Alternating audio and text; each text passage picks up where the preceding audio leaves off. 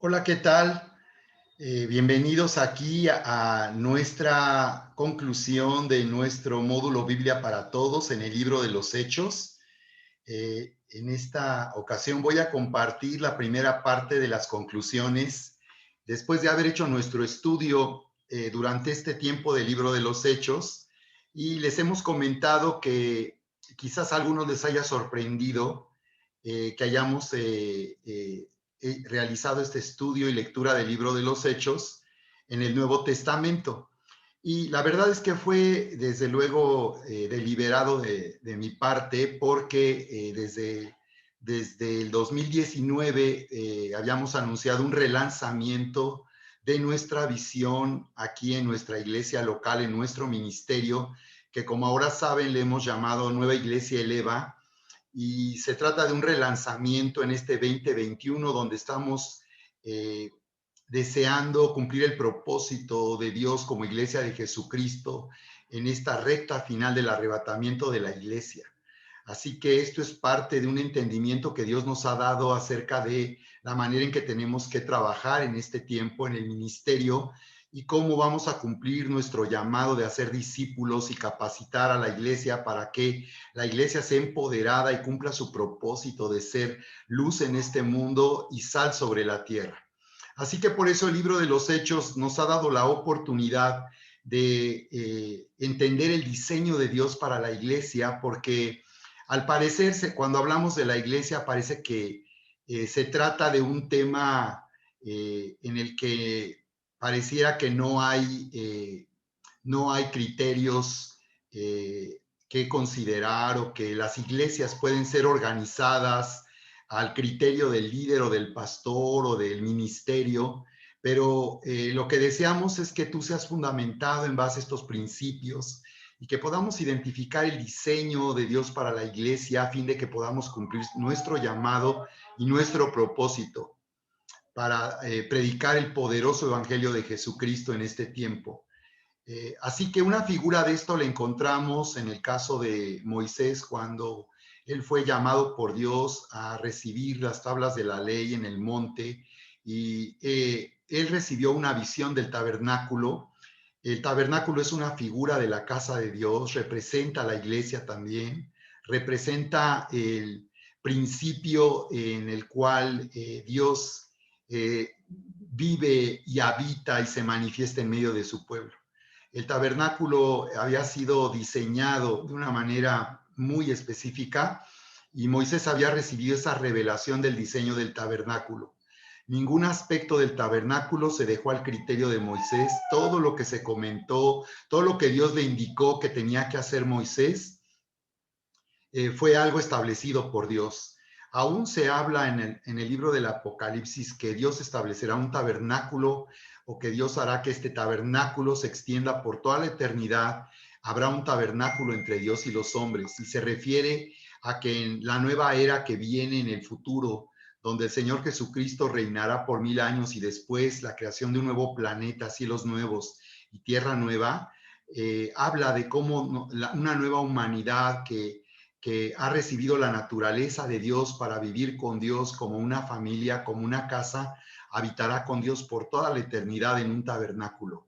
Así que la iglesia también de esta manera nos revela el plan de Dios para vivir con nosotros, con su familia, con los suyos, con sus hijos amados.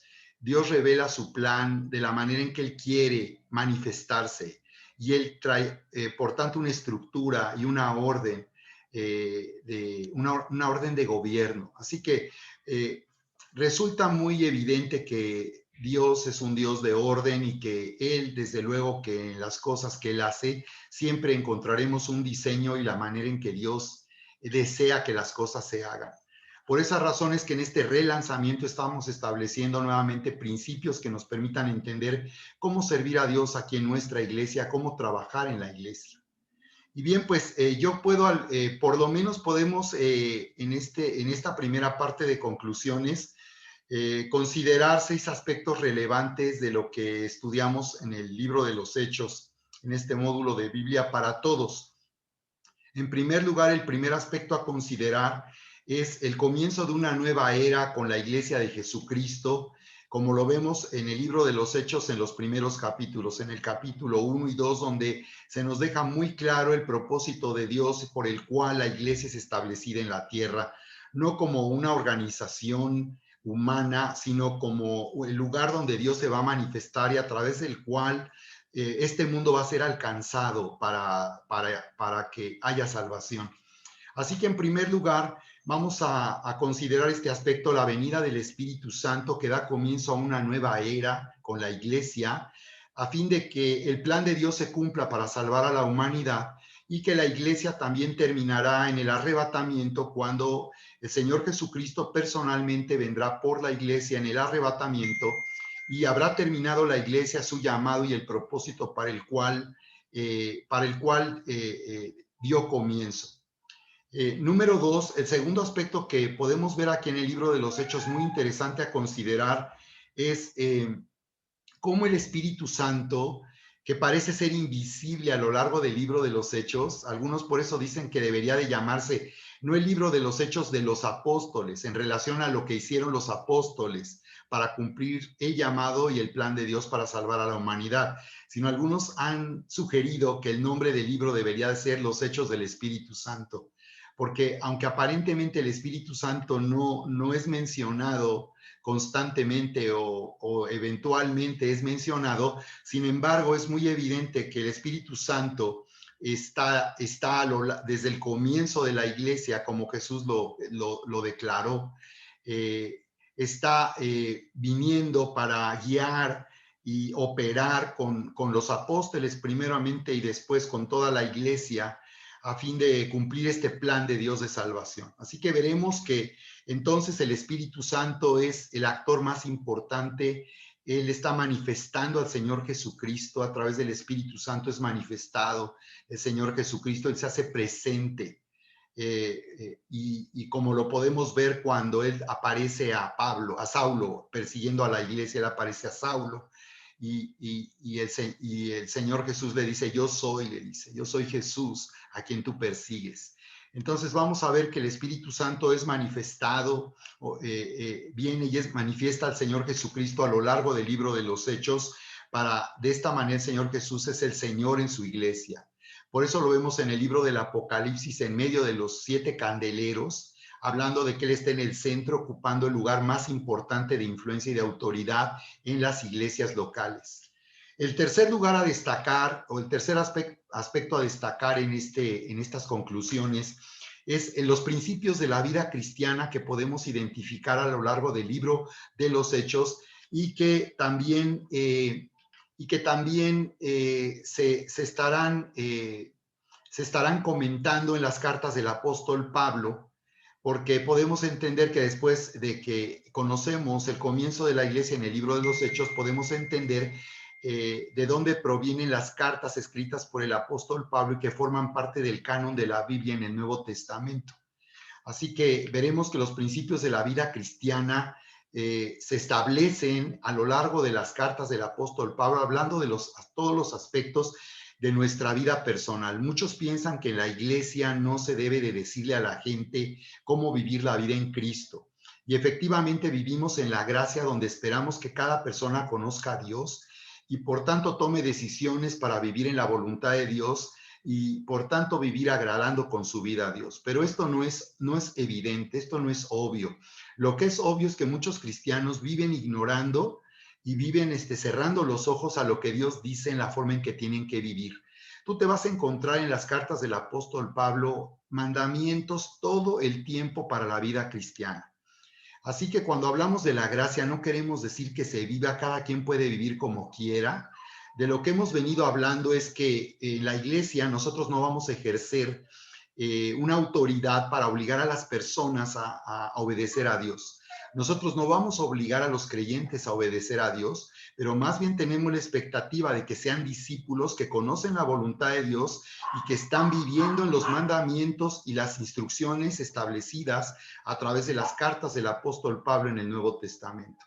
Así que la gracia más bien nos permite vivir en una capacidad, en el poder sobrenatural de Dios para vivir en la vida abundante, en la vida nueva y abundante que Dios tiene para nosotros. Muchos deberían de dejar de ver las instrucciones y lo que Dios establece en la Biblia como una amenaza a su libertad personal. La gracia no amenaza nuestra libertad personal. La gracia nos da la verdadera libertad que necesitamos para vivir la vida abundante.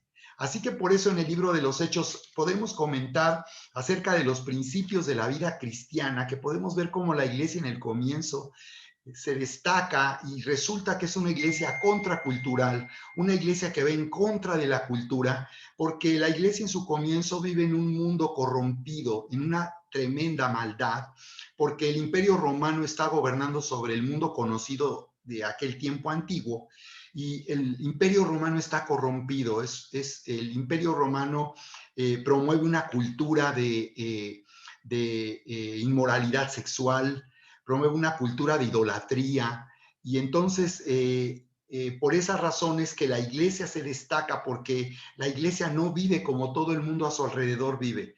La iglesia no vive en homosexualidad, la iglesia no vive en relaciones sexuales fuera del matrimonio, antes del matrimonio. La iglesia se destaca porque la vida de las personas es transformada y por tanto las personas abandonan esa cultura corrupta, esa cultura corrompida de inmoralidad sexual y de idolatría para vivir una vida separada para Dios. Así que la iglesia tiene un poderoso testimonio de vida que las personas al verla se asombran y dicen, ¿cómo pueden estos cristianos vivir de esta manera y vivir de una manera tan distinta a lo que nosotros acostumbramos? Por eso veremos que muchas de las acusaciones que recibían los cristianos y el apóstol Pablo al predicar en sus viajes apostólicos era porque ellos no estaban subordinados a la cultura de su tiempo, sino estaban promoviendo una cultura elevada, una cultura que estaba por encima de lo que se vivía en aquel tiempo, que tenía la humanidad corrompida y en un camino destructivo. El cuarto principio que podemos mencionar aquí en este resumen es la predicación del Evangelio de la Gracia. Veremos nosotros cómo y el Evangelio del Reino. Veremos cómo a través del comienzo de la iglesia hay un cumplimiento profético acerca de los planes que Dios tiene para traer salvación a la humanidad, y veremos cómo a través de la iglesia en Jerusalén comienza una expansión del plan de Dios para traer salvación a la humanidad. Y después de Jerusalén, la iglesia empezará a extenderse hacia Samaria, luego Antioquía de Siria, donde veremos que la iglesia de Jerusalén pierde o deja de ser la iglesia más importante en aquel tiempo, y vemos cómo entonces toda la atención se dirige a lo que ocurre en Antioquía de Siria, donde los ancianos o el presbiterio, el equipo de ministerios que había en esa ciudad, con el apóstol Pablo o con Pablo, envían como apóstoles, y vemos que se comienzan a levantar apóstoles que ya no pertenecían al grupo original de los 12 del Señor Jesús, sino veremos que los ministerios se siguen estableciendo para edificar a la iglesia, que el ministerio no solamente consiste en los primeros 12 apóstoles o discípulos del Señor Jesús. Así que veremos que el Evangelio es predicado y se extiende hacia las naciones gentiles. La palabra gentil se refiere a naciones en hebreo. Entonces los gentiles son las naciones, refiriéndose a que no son judíos. Así que veremos que el Evangelio se extiende a través del ministerio del apóstol Pablo en 13 hasta 4 viajes apostólicos hacia la península de Anatolia, que hoy en día es Turquía y que ha tenido un lugar tan relevante en la historia de la humanidad. Porque desde el comienzo en la Biblia es mencionada esta región del mundo, y veremos que ahí es interesante, también hay una creciente expansión del Evangelio de Jesucristo, que llega después a través de los viajes de Pablo, llega a Grecia hoy en día y finalmente a Roma. Desde luego que veremos que la historia de la iglesia aquí solamente en el libro de los Hechos, la narrativa de la historia es el comienzo únicamente. Estamos hablando que la narrativa o todo lo que se describe aquí en el libro de los Hechos abarca aproximadamente del año 33 después, enseguida de la resurrección del Señor Jesucristo, hasta aproximadamente el año 64 se data, más o menos. Estamos hablando de poco más de 30 años de historia del comienzo de la iglesia. Así que el libro de los Hechos no es un libro de la historia de la iglesia, sino tan solo del comienzo, pero establece precisamente en los comienzos el diseño de Dios y los principios, porque eso no cambia. Dios es un Dios que no cambia. Él es el mismo hoy, mañana y siempre. Por eso el libro de los Hechos solamente describe el comienzo de la iglesia, porque Dios nos está mostrando que así como fue en el comienzo, así debe ser hasta el final de los tiempos. El quinto aspecto que quiero mencionar como parte de estas conclusiones se refiere al poder sobrenatural manifestado en la iglesia en el comienzo, y que muchos piensan que eso fue historia y que solamente fue para el principio de la iglesia, pero en realidad esto es la manera en que Dios se manifiesta. Dios es un Dios sobrenatural, y todo lo que Dios hace, siempre Dios rompe los límites, y Dios trabaja de una manera que sobrepase el entendimiento y la imaginación humana. Así que veremos en el libro de los Hechos una manifestación tan poderosa, una manifestación del poder sobrenatural de Dios que fue necesario para poder llevar a las personas al Evangelio, que fue necesario para que las naciones del Imperio Romano finalmente fueran influenciadas de una manera tan impresionante por el Evangelio de Jesucristo. Así que el poder sobrenatural de Dios es algo que tenemos que restaurar, porque en este tiempo, porque estamos viendo que la iglesia se ha vuelto una iglesia de entretenimiento, una iglesia donde nada más las reuniones son breves, hay una conferencia donde no se ve una manifestación sobrenatural del poder de Dios. Podemos ver cómo durante este año de pandemia, ni siquiera en las redes sociales pudimos nosotros mostrarle al mundo el poder sobrenatural con el cual Dios se manifiesta. Así que las redes sociales solamente han expuesto a una iglesia razonablemente religiosa, que no es fanática, que no cae en los excesos en los que vivía la iglesia del comienzo. Así que es desafiante ver en el libro de los Hechos, y nos inspira tanto y nos llena de tanto celo el que no estemos nosotros como iglesia manifestando el poder sobrenatural de Dios. Así que este es un aspecto muy relevante y que también nos está dando dirección acerca de lo que tenemos que hacer en este tiempo de la recta final del arrebatamiento de la iglesia. Y el siguiente aspecto se refiere a la iglesia, al diseño, cómo la iglesia es gobernada y cómo la iglesia es organizada en el comienzo. Y vamos a encontrar que hay principios que no solamente vemos en el libro de los Hechos, que era la forma en que se vivía en la iglesia en el comienzo, sino también veremos que en las cartas del apóstol Pablo, veremos nosotros que ahí hay principios que establecen el diseño de Dios para la iglesia de todos los tiempos. Así que el principio es la iglesia local. No veremos en el libro de los Hechos establecerse organizaciones que tengan control, donde veamos una pirámide, donde hay líderes que se empoderan y se ponen por encima, gobernando sobre una organización de iglesias. Eso no lo veremos en el libro de los Hechos. No veremos iglesias controladas por ministerios que no permiten que otros se acerquen, sino que ellos son los que quieren tener el control, y ellos son los que quieren tener ahí la influencia. Veremos en el libro de los Hechos que el principio para edificar la iglesia de todos los tiempos, hasta el arrebatamiento de la iglesia de Jesucristo, es la iglesia local. Así que el Señor Jesucristo no viene por los nombres que hemos adoptado como iglesias. No viene por la iglesia del buen pastor, la iglesia de fuente de vida. Él no viene por esa iglesia, él viene por su iglesia. Su iglesia no tiene esa forma de identificarse. Nosotros hemos adoptado un nuevo nombre, y de acuerdo a esto, pues no es relevante. La verdad es que no es lo más relevante, pero simplemente hemos querido tener identidad propia como iglesia local. Así que esto es independiente de que nosotros seguimos en la red de Mundo de Fe. Eso es independiente. Independientemente de si siguiéramos o no en la red de Mundo de Fe, eso no es lo relevante. como algunos lo quieren hacer notar. Lo que pasa es que hay ministerios que se han organizado de esa manera, ejercen control y han dejado han perdido este principio básico, que es la iglesia local. El Señor Jesús no estableció una organización religiosa, no fundó un poder religioso, como fue finalmente la Iglesia Católica, que finalmente es el resultado de que la Iglesia en el comienzo acabó pervertida y corrupta. Entonces, Dios no estableció una pirámide ni un poder religioso, ni empoderó a líderes de esa forma, sino que el Señor estableció el principio de la iglesia local, y a lo largo del libro de los Hechos hemos visto cómo no se destaca el ministerio ni siquiera del grupo apostólico que el Señor Jesús estableció personalmente.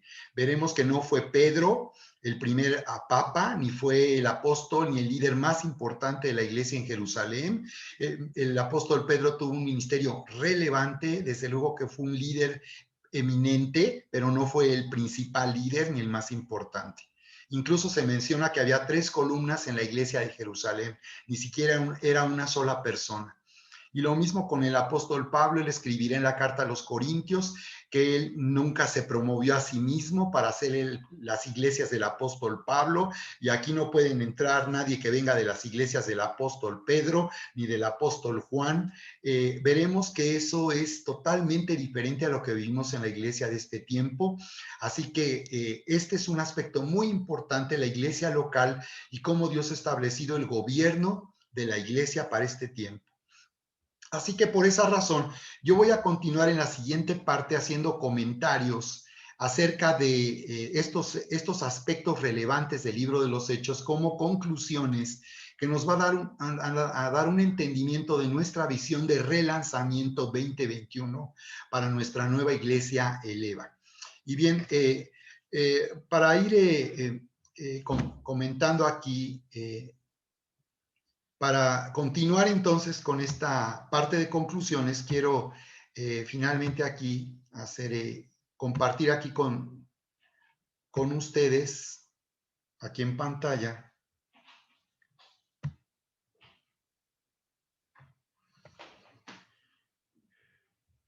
precisamente para hacer aquí digamos, detenernos y hacer un panorama de estas conclusiones, de esta primera parte de conclusiones en el libro de los Hechos.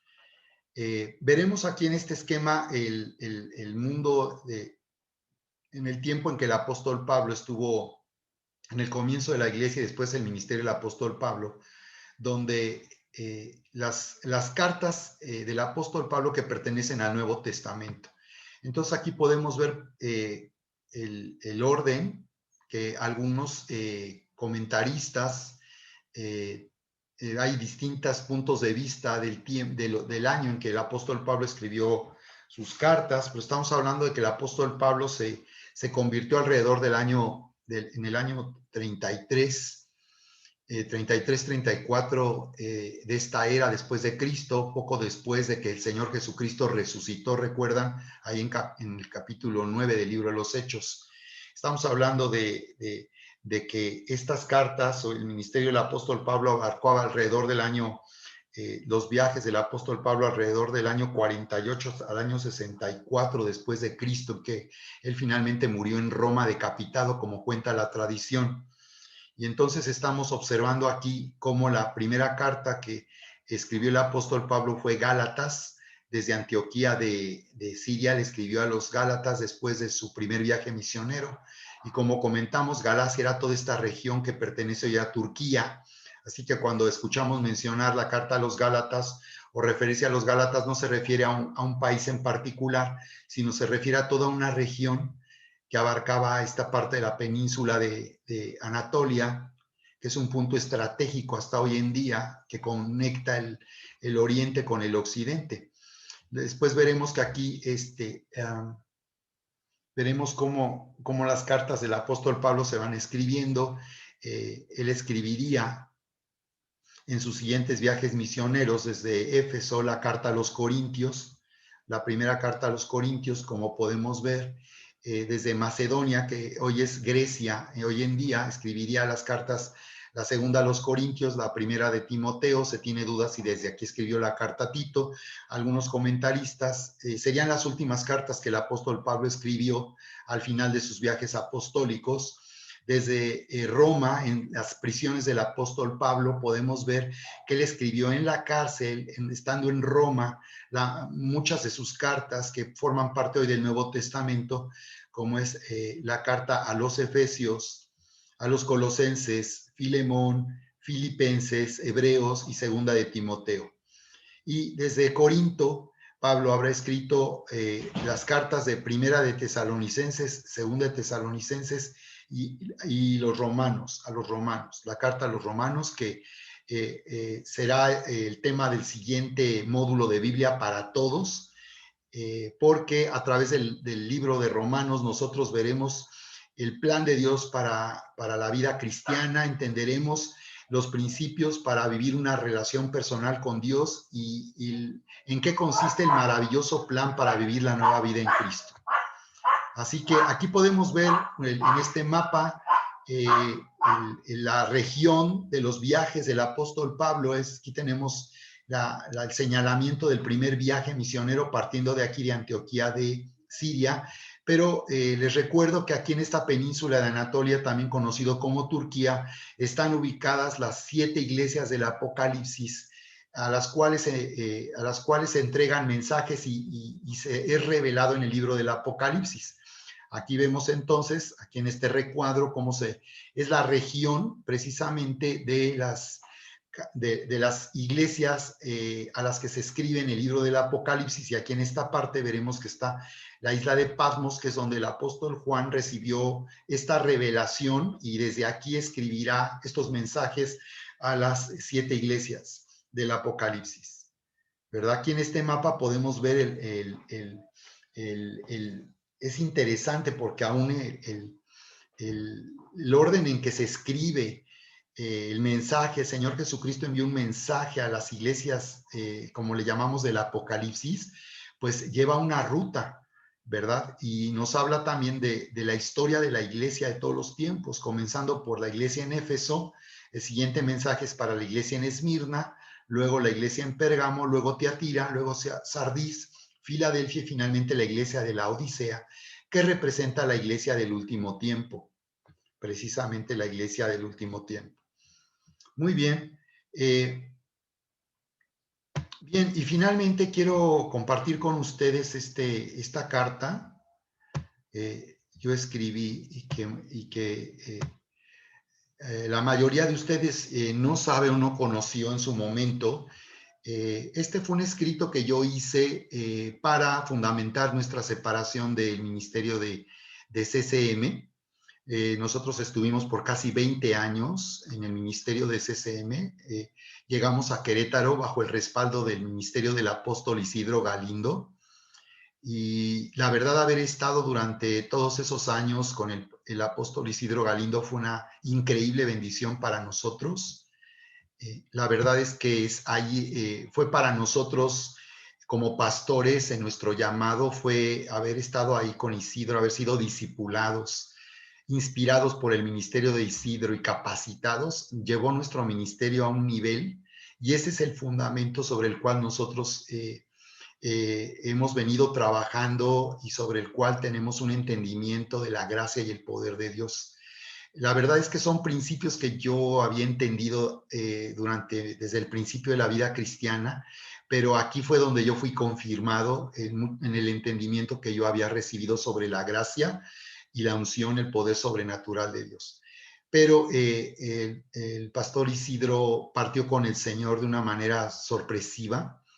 Él falleció después de haber sufrido un aneurisma. Al parecer había superado el evento, pero se levantó, se reincorporó, pero finalmente falleció al día siguiente. Y entendimos que pues Dios tiene un plan para la vida de cada persona. Pero quiero comentar que después de eso nosotros continuamos en el ministerio de CCM, pero finalmente decidimos separarnos de esta organización precisamente por lo que voy a compartir a través de este escrito, porque precisamente se apartó de los principios que hemos podido identificar aquí en este estudio del libro de los Hechos. Así que me gustaría mencionar este antecedente porque también sé que nuevos creyentes estarán viendo esta presentación y me gustaría que tú tengas el antecedente nuestro, nosotros cómo fue que comenzamos en el ministerio. Yo he sido pastor ya por 35 años. Yo llegué a Cristo en el 86, en el 85 y en el 86 fui ordenado como pastor en la iglesia local donde yo nací por mi pastor. Y bien, pues nosotros tenemos ya en el ministerio efectivamente 35 años de ministerio. Yo estoy cumpliendo en este año, en este mes de agosto. Yo fui ordenado el 6 de agosto del 86 y yo estaré cumpliendo ya 35 años de ministerio. Y fue así como nosotros comenzamos. Llegamos aquí a Querétaro hace ya casi 20 años por invitación del pastor Isidro. Él nos había invitado primero a ir a Cancún, después nos invitó a ir a León. La invitación que me hizo a León en particular era porque la visión del pastor Isidro era establecer un equipo de 12 líderes importantes en el ministerio de CCM. Y él hablaba como de un ministerio apostólico, de establecer un ministerio de 12 personas llamadas al ministerio apostólico. Esto no sucedió con el pastor Isidro.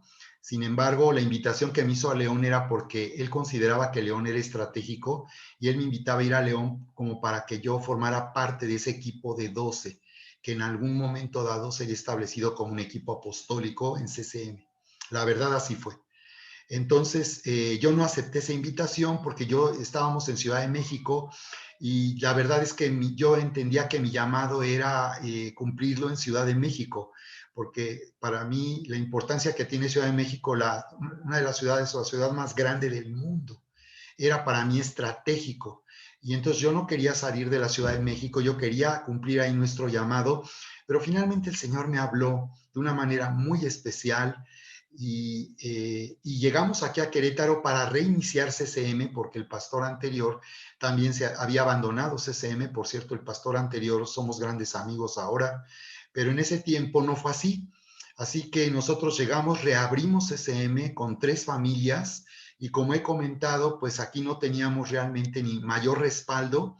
Trabajamos de cero, de menos cero, porque lamentablemente el comienzo fue difícil, había personas conflictivas y fue muy difícil, así que tomó tiempo el que nosotros pudiéramos progresar aquí en el ministerio, pero lo que siempre hicimos desde un principio fue comenzar a discipular. Siempre fue mi pasión el discipulado. Siempre hemos trabajado discipulando a las personas. Siempre hemos promovido el llamado de las personas, su ministerio. Aquí en su momento llegamos a levantar hasta 3 pastores.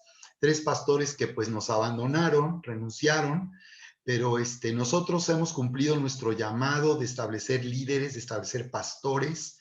Y bueno, al no tener, después de un tiempo muy difícil, que la verdad sufrimos división, que la verdad nos buscaron hacernos mucho daño, finalmente pues entendimos que nuestras hijas, Vania, Maguel y Charis, pues finalmente tuvieron que tomar mayor responsabilidad en la iglesia porque pues se nos causó mucho daño al separarnos de esta organización.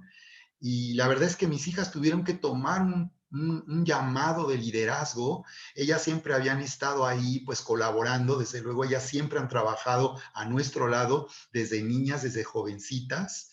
Pero pues por causa de esta situación, nuestra hija Vania tuvo que tomar sin mayor aviso, tuvo que tomar el cargo de directora de alabanza, del Ministerio de Alabanza. Las personas pensaron que la habíamos puesto porque era nuestra hija, pero la verdad es que no supieron las verdaderas razones y es que ella tuvo que hacerse cargo del ministerio. Y junto con ella Maguel y Charis también, que Charis era una niña pequeña, pero igual desde muy chicas ellas tuvieron que empezar, estaban sirviendo, pero tuvieron que tomar ya posiciones de liderazgo en la iglesia porque precisamente pues sufrimos la pérdida de personas que discipulamos, que invertimos nuestro tiempo, que capacitamos y finalmente pues nos abandonaron, se fueron de la iglesia. Pero nosotros hemos cumplido ese llamado de levantar líderes, de promover el ministerio. Y bueno, en este momento nosotros estamos, como he comentado, establecidos como como una familia pastoral, en el sentido de que no solo por ser nuestras hijas están en un liderazgo, sino porque ellas realmente tienen un llamado y realmente ellas han aceptado tomar esa responsabilidad en la iglesia. Pero la verdad es que nosotros deseamos que haya más personas que tomen el llamado y responsabilidad, porque nosotros tenemos una visión apostólica para la iglesia y por esa razón hemos buscado plantar iglesias y he buscado siempre oportunidades que nuestro territorio se ensanche para poder plantar iglesias y establecer una red de iglesias locales a través de nuestro ministerio. Bien, pues con esta introducción breve de nuestro inicio, de nuestra historia de ministerio, bueno, pues quiero compartirles este escrito que yo dirigí a la persona que estaba al frente de esta organización de CCM y a su equipo que la rodeaba. Las razones que yo tenía en esta carta fue en primer lugar para buscar una respuesta, que hubiera un cambio en cuanto a lo que se había hecho para regresar al modelo original establecido por el pastor Isidro Galindo. Pero al no ser así, al no recibir yo respuesta de este escrito, al no llegar a un acuerdo con la persona que estaba al frente ahora, que era la esposa del pastor Isidro, pues fue necesario salir, separarnos de esta organización, porque yo consideraba que ya no estaban atendiendo los principios establecidos en la Biblia para edificar a la iglesia y que se estaba ya quebrantando principios muy importantes que la verdad ya hacían que la iglesia estuviera bajo el control de líderes, como es caso de esta persona, la esposa del pastor Isidro, que es la persona que está ahora al frente de esta organización. Así que es muy peligroso esto, líderes que se enseñorean, líderes que toman una autoridad que está fuera de la responsabilidad que Dios les ha dado a través de su palabra. Bien, lo vamos a ver aquí con ustedes. Este escrito fue enviado a esta pastora, fue enviado en el año 2014, en el segundo semestre del 2014, envié este escrito no solo a ella, sino a algunos pastores que estaban colaborando con ella, incluido su hijo, que también está ahora de pastor en Saltillo. Así que esta carta fue dirigida, este escrito, para poder hablar, para poder entrar en digamos, en un concilio y deliberar acerca de lo que yo estaba comentando aquí a través de este escrito. Bien, aquí hay primero una introducción y dice lo siguiente: las observaciones que aquí se presentan a los estatutos de CCM tienen como propósito presentar el principio de verdad de una manera bíblica y sencilla que en lo personal veo y entiendo en las escrituras sobre la manera en que Dios establece su gobierno. Es decir, este escrito fue motivado porque hubo un cambio a los estatutos de la organización. Se cambiaron los estatutos años atrás, no fue en ese año, 2014, se cambiaron los estatutos como 5 años antes, y por esa razón comenzamos a ver cómo la organización comenzaba a transformarse en una denominación. Le llamamos denominación a una organización controlada por líderes en donde las iglesias locales ya no tienen libertad de caminar en la visión que el pastor de la iglesia local tiene, sino quieren que todo se haga de acuerdo a un estándar y de acuerdo a lo que ellos consideran que así debe manejarse la iglesia local. Entonces ya se establece un control y una organización que, como vimos, está fuera de lo que establece la Biblia. Así que aquí dije algo muy fuerte y eso es lo que sigo sosteniendo y aquí está fundamentado.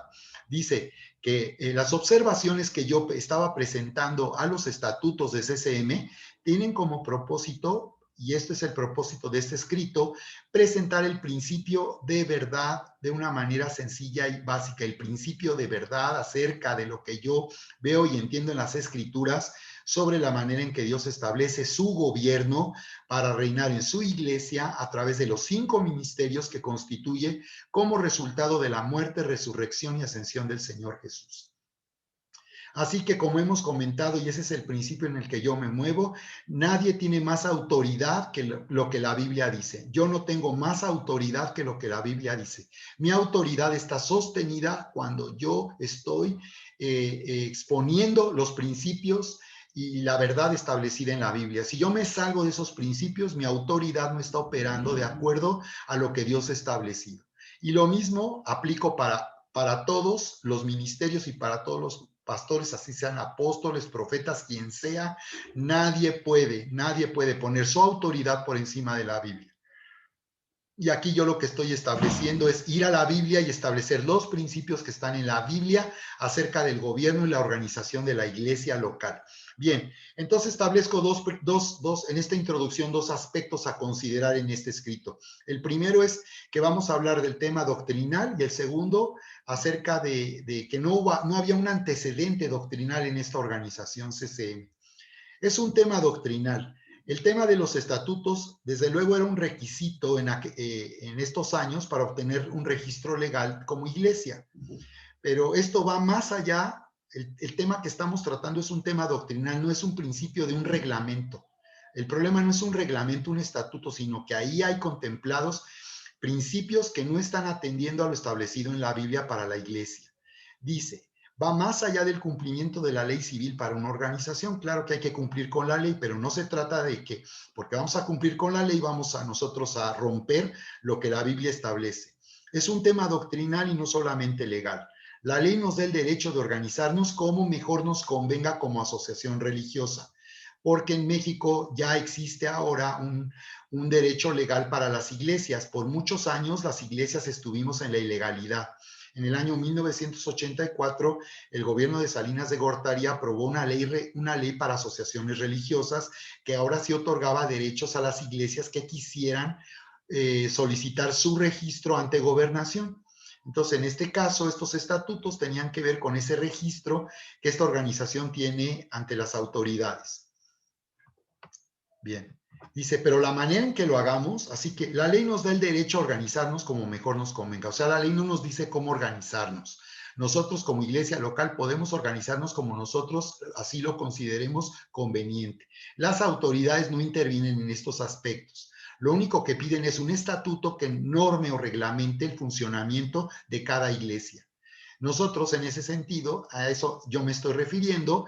Nosotros tenemos la libertad y de establecer nuestra organización de acuerdo a los principios de la Biblia.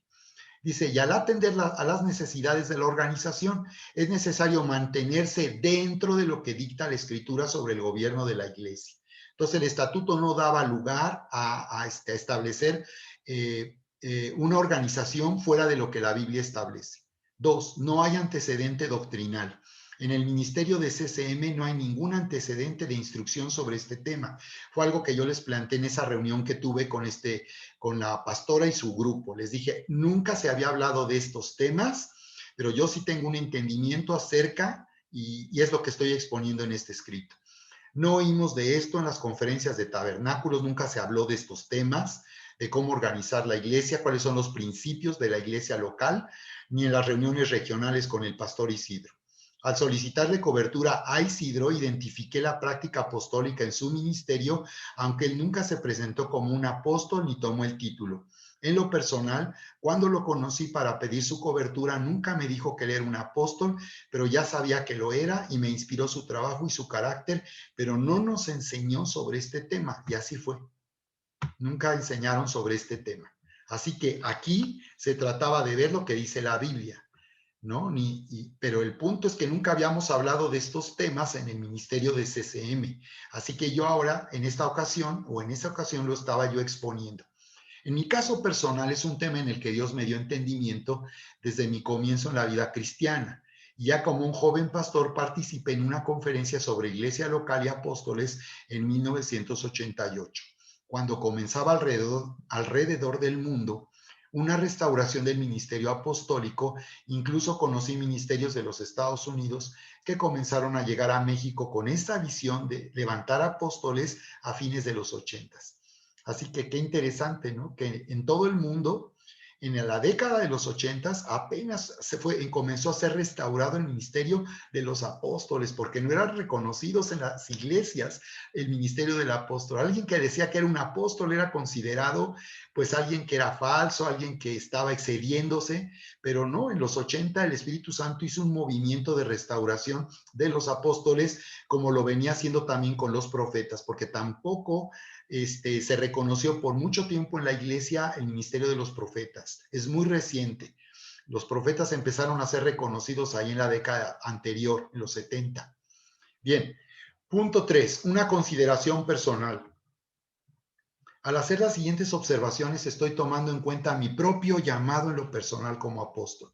Si yo no estoy hablando solo a otros porque otros son apóstoles, sino yo mismo me estoy aplicando esta regla y este principio a mi propio ministerio.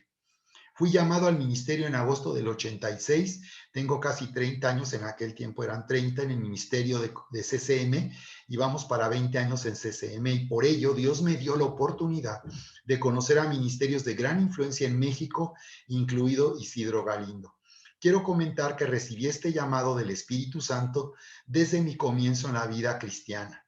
A pesar de no saber de manera profunda de los asuntos espirituales, como recién convertido, como ocurrió con Pablo, el Espíritu me reveló este llamado en mi espíritu y en mi estudio de las Escrituras.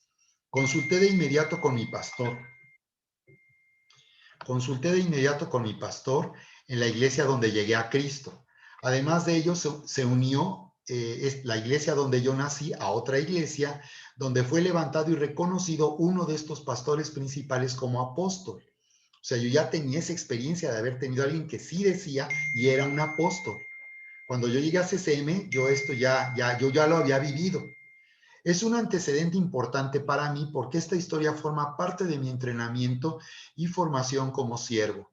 Y en los siguientes años, en la década de los 80, recibí confirmación de haber recibido los 5 dones del ministerio, incluyendo el apostolado. Yo recibí 2 veces una palabra profética que me confirmaba en este llamado. Esto me sorprendió porque en aquella época esto era un asunto doctrinal que sobrepasaba una expectativa como esta, pero en mi espíritu fue una confirmación muy clara para mí. Así que yo les estaba dando en ese momento un antecedente personal de la experiencia que yo sí tenía en ese sentido para que vieran que no solo era algo que yo entendía en la Biblia, sino yo ya lo había vivido. Al llegar con Isidro, yo esperaba que en su momento también él me confirmara en este llamado. Sí fue mi expectativa como apóstol. En distintas ocasiones, al hablarme él de nuestro futuro en la obra bajo el ministerio de CCM, cuando él me invitó a ir a Cancún, León y finalmente Querétaro, me comentó su plan de establecer 12 como un consejo apostólico, donde yo esperaba formar parte y ser finalmente confirmado. Por todo esto, mis comentarios toman en cuenta que yo mismo, como llamado a ser apóstol, me coloco bajo este escrutinio y veredicto de la palabra de Dios. En todas sus cartas, Pablo declaraba ser un apóstol y utilizaba el título como un oficio o un trabajo o función a realizar en el cuerpo de Cristo, no como una posición jerárquica. Romanos 1:1 dice, Pablo, siervo de Cristo Jesús, llamado a ser apóstol, apartado para el evangelio de Dios. Muy bien, pues voy a dejar hasta aquí este comentario y voy a continuar en la segunda parte de estas conclusiones de nuestro módulo Biblia para Todos en el libro de los Hechos.